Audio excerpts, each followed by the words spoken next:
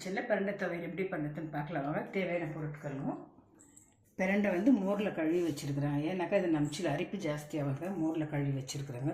கல் உப்புங்க, வெங்காயம், புளி, பூண்டு, கடலைப்பருப்புங்க, பச்சை மிளகா, சீரகம், காஞ்ச மிளகா, தக்காளிங்க, எண்ணெய் வறுக்கிறதுக்கு இவ்வளோ தாங்க எனக்கு தேவையான பொருட்கள்.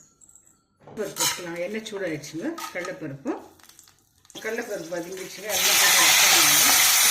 இந்த பிரண்டை போட்டு வதக்கிக்கலாம். வதக்கிட்டு கிரைண்ட் பண்ணிக்கலாம். ஃப்ரை ஆகிடுச்சு. மிக்சியில் போட்டு கிரைண்ட் பண்ணிக்கலாம்.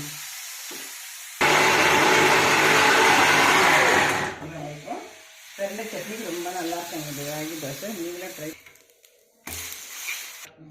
பிரண்டை சட்னி ரெடி ஆகிடுச்சுங்க ஃப்ரெண்ட்ஸ். இது வந்து இந்த கோல்டுக்கு வந்து ரொம்ப நல்லா இருக்காங்க. இந்த வெதருக்கு நரம்புக்கெல்லாம் நல்லதுங்க. அதுக்கு இந்த ராகி தோசை இன்னும் டேஸ்ட்டாக இருக்குங்க. நீங்களும் ட்ரை பண்ணுங்கள் ஃப்ரெண்ட்ஸ். ராகி தோசை பிரண்டை chutney healthy breakfast. Thank you for வாட்சிங் ஃப்ரெண்ட்ஸ்.